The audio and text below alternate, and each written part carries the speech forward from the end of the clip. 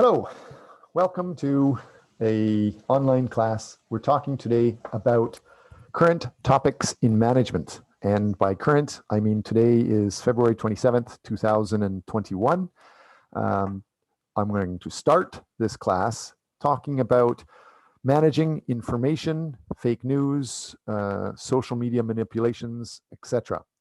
And my contacts, if you have any questions, you can contact me at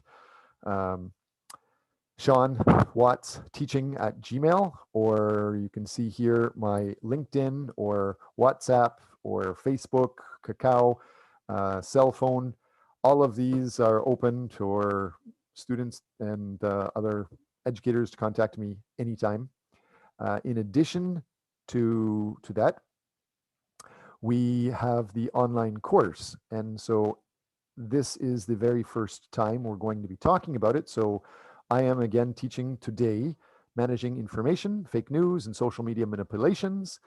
Next week, we will be talking about investing, money management, stock versus real estate, how to start startups and business planning. After that, we'll be talking about business plans. Then we'll talk about HR and management of staff, online, outsourcing, etc. Then we'll talk about cryptocurrencies, Bitcoin, blockchain, modern efficiencies working with business. I'm going to be going through quite a bit of famous books like The 4-Hour Workweek. Then in week 7, students are supposed to do 2 different activities, and I'll talk to you a little bit more about that soon. And then we have the break, and there's no class during the break.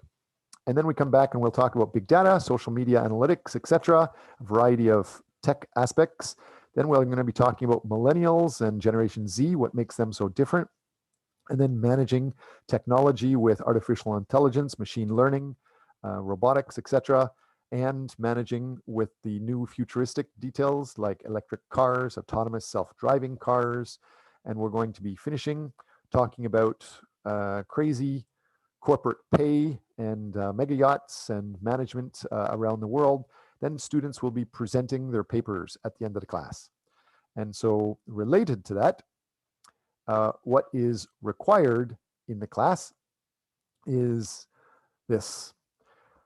I need to know about you, and I hope you will know about me. So I'm going to start by just saying congratulations. You can contact me or the teaching team anytime.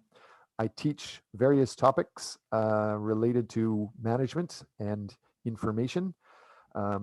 Right now, I'm teaching International Strategic Management, Current Topics in Management, and the Liberal Arts Seminar, Managing Culture. Everybody should be aware that times are changing, especially with coronavirus, but more importantly with globalization and the 4th Industrial Revolution and the move online and with the move towards East Asia and Southeast Asia with Vietnam and China. Since I am based and many of my students are based in Korea or Vietnam and China in this area, you should be aware that you have incredible opportunities, more opportunities than what Bill Gates had when he was growing up. So use your environment, use the numerous opportunities available, use me, use several other professors and executives globally, because now with coronavirus, many people are going through changes and they're willing to try new things. So talk to them. Interact with them, survey them, make your class report, involve them, develop connections with them, because while I have quite a bit of experience, you should start developing that now too. Last semester, I had people from Samsung and startups and professors from Korea, Canada, Vietnam, Denmark, China, many countries talked to students in my class and gave lectures. You should be taking advantage of that yourself also. So inside the class, as far as the grading goes, I'm just going to give away 10 points for communicating in class proactively, just for attendance. The first assignment you will have, since we have about 15 different weeks, you need to pick one of the weekly topics and just present something that you find interesting related to it. It should be pretty easy, it should be pretty basic, it's worth 20 points. So just present a PPT about that topic, share that with the class. There's a variety of links here to show what students have done in the past and how it looks. The biggest task for our class is to do a term project. I want you not only to just be a student, but start developing yourself, as we see with this image up top, develop yourself as a specialist. And so start researching any topic related to class. It's your choice. And ideally, it's up to you. Also, try to link to a possible employer and do a research paper on that.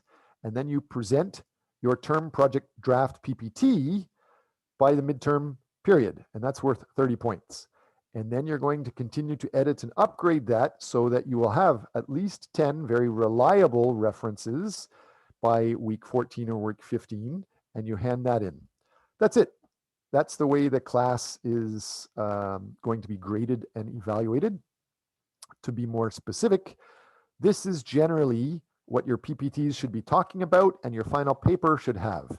This is what the world recognizes as a regular business paper or research paper or social science paper. You start with talking about the introduction or why the topic is important, what other key people say, or the background literature, what is the key problem that you're trying to solve, the methods, what you found in your results, what you think the findings mean in your discussion or conclusion, and then the references. You must reference very well. And then after you understand and you've done all of your research, you come back and you write an abstract, which is a summary of what you have actually found. This we can go into detail later, but this is the most popular types of research activities of young students. Usually they get into qualitative research.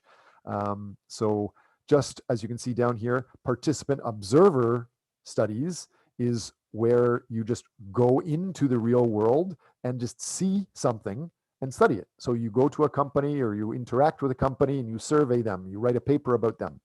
Or you can get a little bit more in depth and do an ethnography, which is a field-based study long enough to get to know the everyday norms.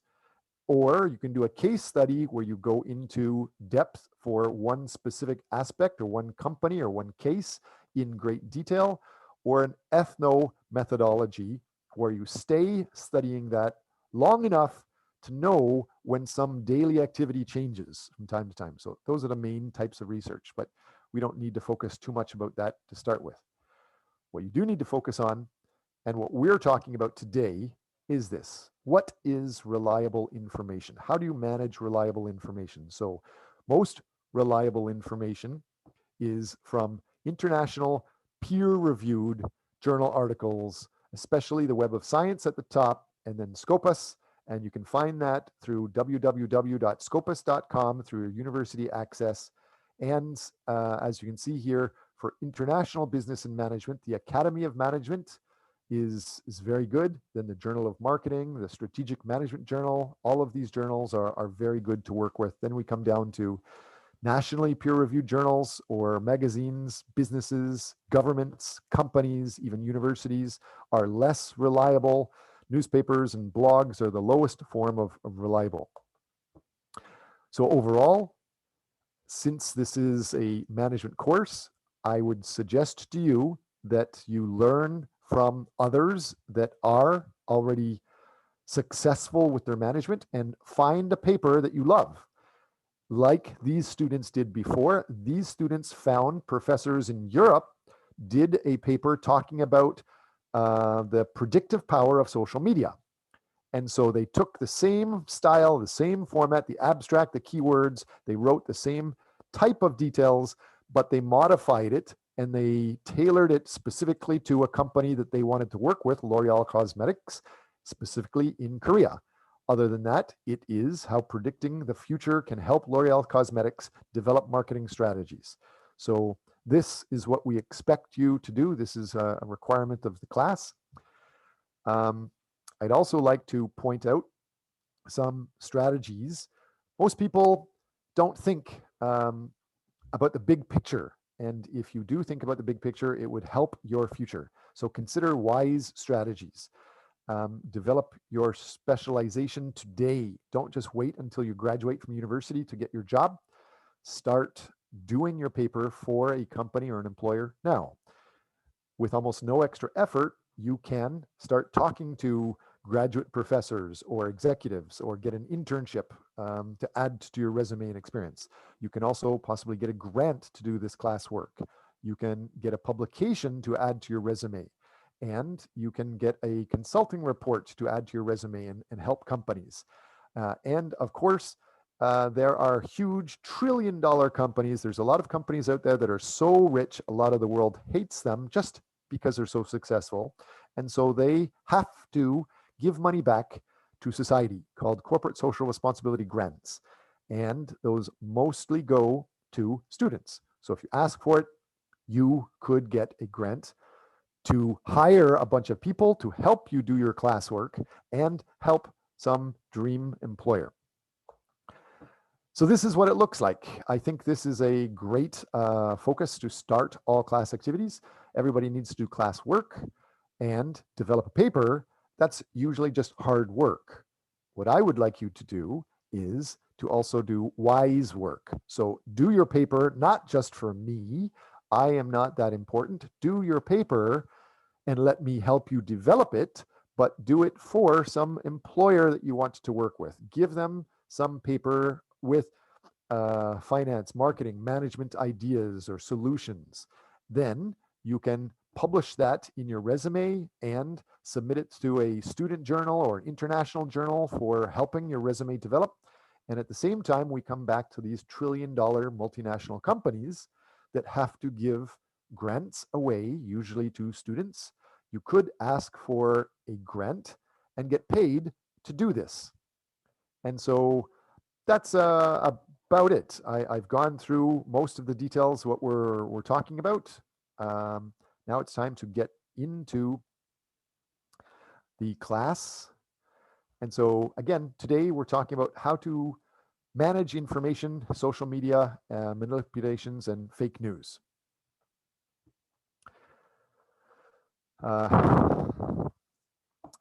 Here we see Pope Francis shocks the world, endorsing Donald Trump to be president. Fake. There are a lot of stories out there like this. Like this, Trump aims to remove the First Amendment from the Constitution. Also fake.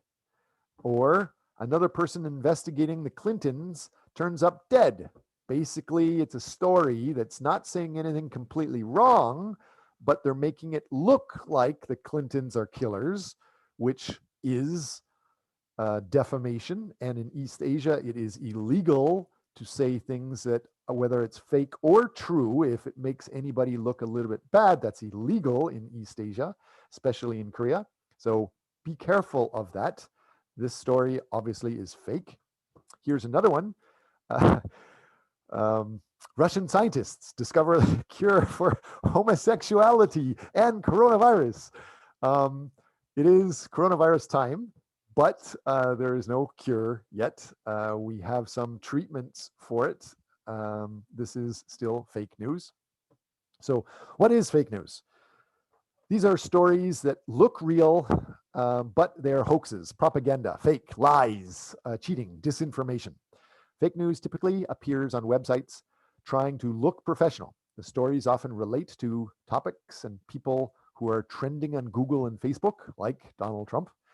Stories usually have outrageous headlines to attract a lot of attention because sometimes if you just get something trending, you could get rich. Don't forget, being in Korea, Gangnam Style went from nobody knew of him to very quickly, within almost hours, he had billions of people following him.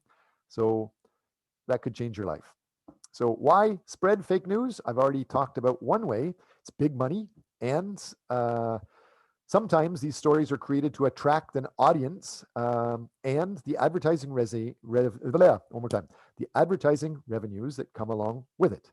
Sometimes the stories are simply to promote something or to make something look bad. And so the idea of fake news has been in the media a lot recently, related to Russia or Putin, related to Trump and the elections. Fake. It's not a new thing. There's always been a problem with verifying information. This is from many, many, many years ago when they were talking during the war as far as bombs and submarines and things like that.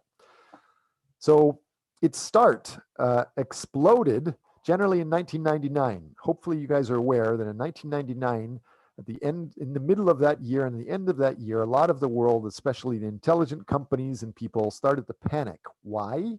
Because it went from 1999 to 2000.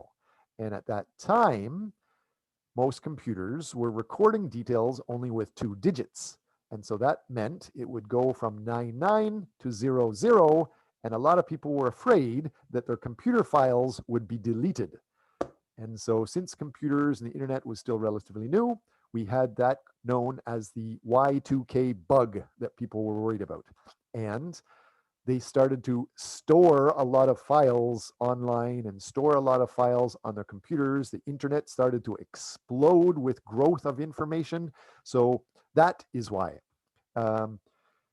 Crazy growth of big data. All of that information about online information, anything you type on your computer or on your phone, or just simply walking around with your phone or your credit cards, GPS will track that, and that will be recorded into the cloud.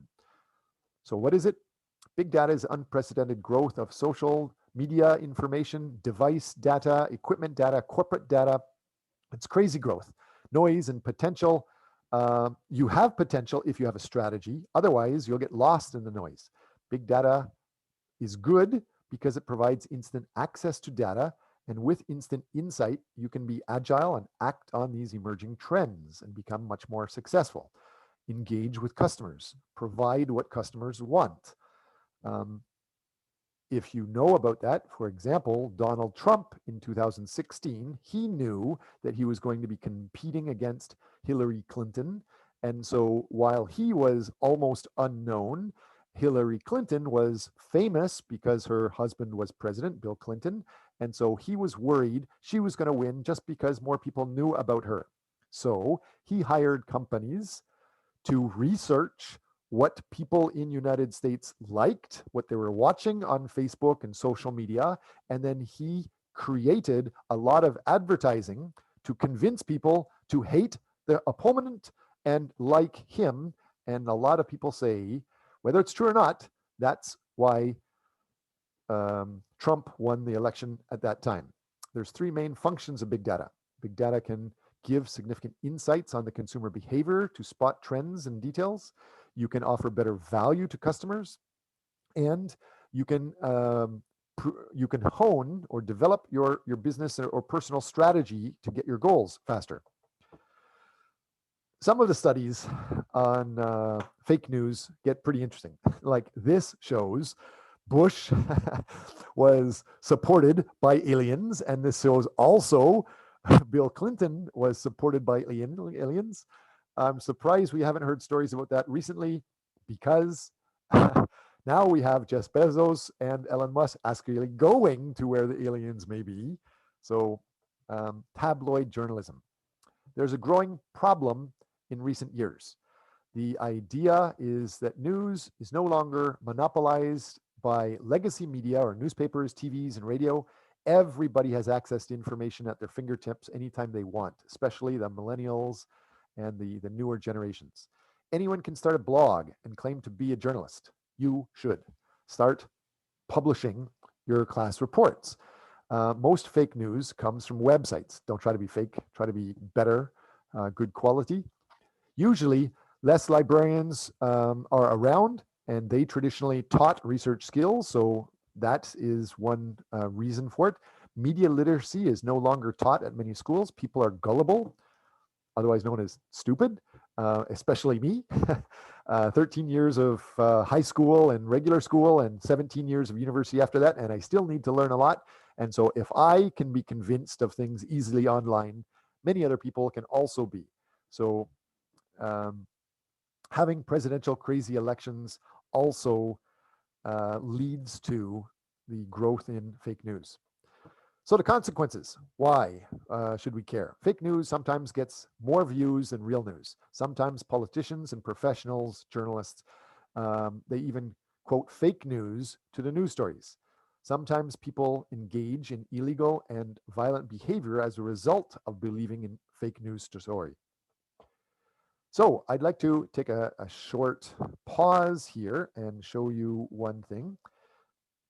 A lot of people know of Netflix, and Netflix has a movie called The Great Hack, and another one called The Social Dilemma. This is showing you the main points of what it's about, and we're going to watch this for about 7 minutes. Okay, so that is the great documentary called The Great Hack. It's in Netflix. I highly encourage everybody to watch it. I loved it. It's very similar to another Netflix documentary called The Social Dilemma.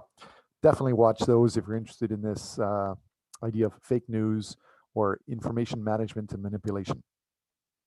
So, how can you spot fake news? You should start by determining where the information comes from. And for classes and academics, or for generally anybody in the world, there is a chart, as you can see, that I have created. This shows the most reliable information versus the lowest level of reliable information. And so the best in the world is generally expert, peer-reviewed information before it's published. And that would be like the Web of Science, social science cited journals for business, SSCI or Scopus journals. This information, for example, Academy of Management has many great journals that are very highly respected and very reliable and good, trusted information. Journal of Marketing, Strategic Journal, Strategic Management Journal. All of these journals very, very highly respected, highly reliable, definitely trusted, because all of these show exactly where they get the information, how they got the information, and you should be able to verify it yourself. Then we get down into things that you can't easily verify, like Forbes or Fortune or Harvard Business Review. These are international, but they don't show the references. Then we get into The Economist or Time Magazine or Gossip magazines. Be careful. Usually they will be telling just half of the story, whatever's the sexy story. And then we get into even companies, governments, even universities. They're not going to say a lot of their bad underwear or dirty laundry out to public. They're usually just promoting the good things to attract who they want, attract students, attract customers, attract new voters. And then you get down into the newspapers that are only promoting what's a hot topic that day, usually same thing like blogs or Facebook. Those are the lowest level of reliable information, but they're new. So rely on both ends of the spectrum. Rely on everything, but know that while the bottom here is up to date and some people are saying it and talking about it, what is actually factual and true sometimes takes longer because experts need to review it. So looks can be deceiving, as I've said. Not just, you can't just believe a government website or a university. Fake news sites often try to mimic real news sites. For example, this one, USA Today Politics, Yoko Ono, I had an affair with Hillary Clinton. That could be a website that the person just made on their own, calling it USA Today Politics, because USA Today is a very well-known, famous, respected newspaper. Also, obscure sources may be okay, like Mother Jones or the Globe and Mail, a famous Canadian newspaper, or Frontline. Just because you haven't heard of a news outlet or a website doesn't necessarily mean it's fake. These are all good and legit. So pay attention to the URL, pay attention to the source. Sites with such endings like .com or .edu or .org should make you raise your eyebrows and tip you off that you need to dig around more to see if they can be trusted. This is true even when the site looks professional and has semi-recognizable logos. For example, abcnews.com is a legitimate news source, but abcnews.com.co is not, despite its similar appearance. Next, abcnews.com.co looks a lot like the real abcnews.com website. This looks like these other sources. Like this is what we're talking about here. So they look similar, but just pay attention. Some of these details are fake. Read the About Us to check details. Most sites will have a lot of information about the news outlet or the source if they're trying to give credible, reliable information. The company that wants to run it has members of leadership, and the mission and the ethics statement is all usually announced in the About Us information. The language used is straightforward.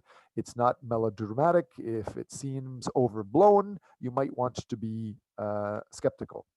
So, for example, thanks to the ABC News president and CEO, Dr. Paul Unbuz Klingon Horner, for making so obviously this type of information might not be real. So also you should be able to find out more information about the media outlet in places other than its site. So check other sources, like of course Wikipedia and other websites. Examine the sources cited. So does the story cite and quote credible sources, such as a person with a first and last name and a title, such as Mark Grabowski, a professor at Adelphi University, who we got some of these slides from? Or if not, if they're using an anonymous source, if they don't say who wrote it, you should be skeptical. Most highly reliable, trusted sources of information will say not only the magazine or the journal or the company it is associated with, but it will say the individual person that wrote that fact, that detail. If it doesn't, then you don't know who wrote it, and it's a lot less reliable. So be careful of that. If they don't say the details, or if they use an anonymous source or vague reference to sources, such as sources said this, or according to reports said this, or I heard this, or friends and family say this, be one more time. Be suspicious. Examples. Today, a young woman working for an anti-child trafficking organization was laid to rest. Her name was Monica Peterson, and she turned up dead in Haiti on Sunday after posting, "I found a smoking gun" on social media. Her friends and family are calling foul as her family cannot get believable information from Haitian authorities. And Miss Peterson just happened to be publicly posting some reports that implicate the Clintons' involvement in an alleged human trafficking mine run by Hillary Clinton's brother, Tony Rodham. Or, according to several reports, Haiti has been a nexus for child trafficking for a number of years. In fact, found in the thousands of emails released by WikiLeaks from John Pradosta's email account, again, specific people, information surfaced that Hillary Clinton assisted a Haitian woman, Laura Silsbury, known to be involved in child trafficking in 2010 when she was caught trying to take 33 children, not orphans, out of Haiti. The two women's history is known to reach back at least 15 years. Also, in the Podesta emails are several archaic conversations about pizza that have taken on the aura of internet lore. What some call conspiracy theories, known as Pizzagate, and reportedly the tip of the iceberg in an international child trafficking ring. So pay attention to these examples. Popularity doesn't equal reliable. Everybody in the world should be aware of that. There are many famous people. I could say Trump, but I won't say Trump. It doesn't mean they are reliable. So make sure you understand there are many sources of power. There are powerful, popular people, but experts are powerful just because of their expertise. If you are trying to pay attention to the details, pay attention to the details. Popularity, a top ranking on Google doesn't mean an article is trustworthy. Google is just like a library. There could be comic books, there could be pornography, there could be good information also. The rankings are based in Google on several factors that include popularity. Just because it's trending on social media doesn't mean it's trustworthy. Fake news stories often get more views than real news stories. Think about that for a minute. Anybody know of popular people in YouTube or popular people in TikTok? How many names can you think of? PewDiePie, does that ring a bell? Um, these people get famous just by making a video that gets watched a lot. As long as you have more than 1,000 views, you can start getting paid. And so you're encouraged to get millions or billions of people to watch your news or your video or your report or your website.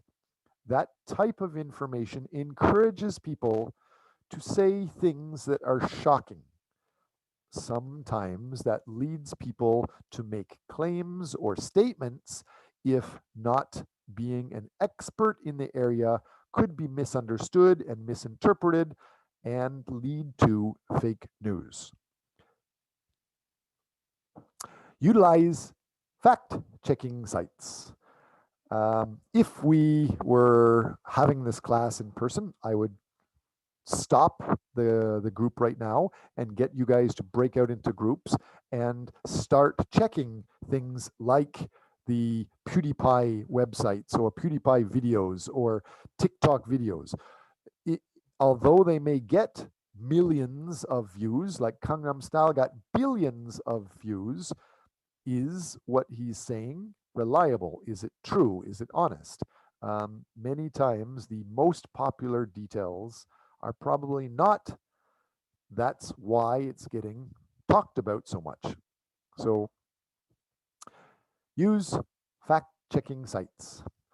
Fake news stories that go viral are often exposed by such websites such as Snopes.com or factcheck.org and firstdraftnews.com.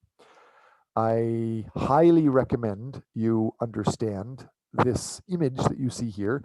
Snopes.com is a website managing rumors, and it will tell you whether it's just a rumor is true or if it is false. For example, when you fact checked Clinton body bags, decades-old political rumor claims Bill Clinton quietly did away with several dozen people who possessed incriminating evidence about him. It could be believed because he was the most powerful person on the planet for a long time. As the president of the United States, his job is to put his finger on the button to nuke countries and send military and soldiers to shoot people sometimes. And so it could be believed, but you need to check into the details. So the claim here says that Bill Clinton has quietly done away with several dozen people who possessed incriminating evidence about him. False. I've met Bill Clinton.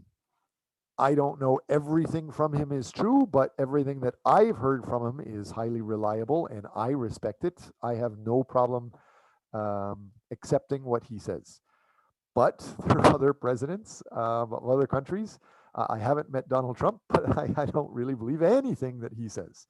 So this website, Snopes.com or firstdraftnews.com or factcheck.org, they will tell you whether it's true or false. And so Snopes says this is false, and it tells you the details. It says the origin is that multiple versions of lengthy lists of deaths associated with Bill Clinton have been circulating online for about 20 years now. According to those lists, close to 50 colleagues, advisors, and citizens who were about to testify against the Clintons died in suspect circumstances, with the unstated implication being that Bill Clinton or his henchmen were behind each untimely demise. So over a period of many years, like 20 years, anybody that said anything bad about this guy, if they get into a car accident and die, that could be associated with some fake news and a conspiracy theory saying that he's killing people. Again, check with these Snopes.com. I use that quite a bit, together with factcheck.org or firstdraftnews.com. Although it is usually best to go back and check this type of information. Again, this tells you the most reliable source of information is far away from newspapers. Newspapers is generally at the bottom. So although some people might respect CNN and BBC or many other newspapers, usually they're not known for having the world's best reviewers or specialists in content. So the most reliable, most trusted information is from a magazine that's called a journal. It's an academic magazine, a journal that has international peer review of articles before it's being published. Sometimes these international top quality sources may take 2 or 3 or 4 years to review a story before it even publishes. That's one of the reasons why we say the most reliable and the most trusted sometimes is quite dated. Versus you can put something on Facebook or blog or newspaper in seconds or minutes or hours. It's new and somebody might have said it, but it might not be the whole story and it might not be reliable. Even if people are well educated and they have the best intentions to promote the best stories, those reviewers may not be experts and they may misunderstand details. So the most reliable has international expert peer reviews. And a good source to start is www.scopus.com with university access. Will help you with those details. Anything with the Academy of Management, for example. Forbes, super popular and reliable. Fortune, same thing. Harvard Business Review, also very good. However, at the same time, I can't say if it's true or not, but some people say that Harvard only publishes things that are associated in promoting Harvard itself. And so if you want to publish something in Harvard, some people say you need to find a Harvard professor and put them on as co-author in order for you to be published there. They publish and they promote themselves. Similar to, and that may not be true, similar to what most businesses, what most universities, what most schools, what most organizations, and even governments say. They're highly likely to promote itself. So with that said, we go back to this that has been thoroughly understood. Now that we know that you can use fact-checking sites, also understand that fake news lists are often wrong. Wikipedia, for example, has a list of fake news sites, but it includes some legitimate news sites such as Vice or Slate or The Blaze or Daily Beast. Anyone can edit Wikipedia, and sometimes its articles get vandalized with false info. A communication professor created a fake news list that was widely circulated, but it also contains legitimate news sites. Although it's saying it's fake news sites, it appears that the professor had issues with some of those companies, and so they were trying to make them look bad. Just like in business and in stocks, you can have naked short selling or stock manipulation. A lot of what is public may not be the true details. So we are almost at the end of our class session. And I wanted to just point out that if you're meeting me in person or online, I'd like to discuss several things with you so that you understand details. For example, do you agree with using fake news? What are the advantages and disadvantages do you think fake news brings to management and business? Why would anybody want to use fake news? How can you benefit from it? How can you identify and reference good and reliable information? More specifically, I would like to hear from you. What are some examples of fake news that you have come across?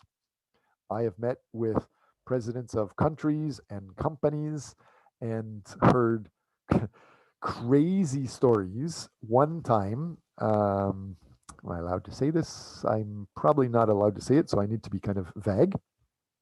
I was hired by an international organization. So now that we have finished, there's many tricky situations we can talk about.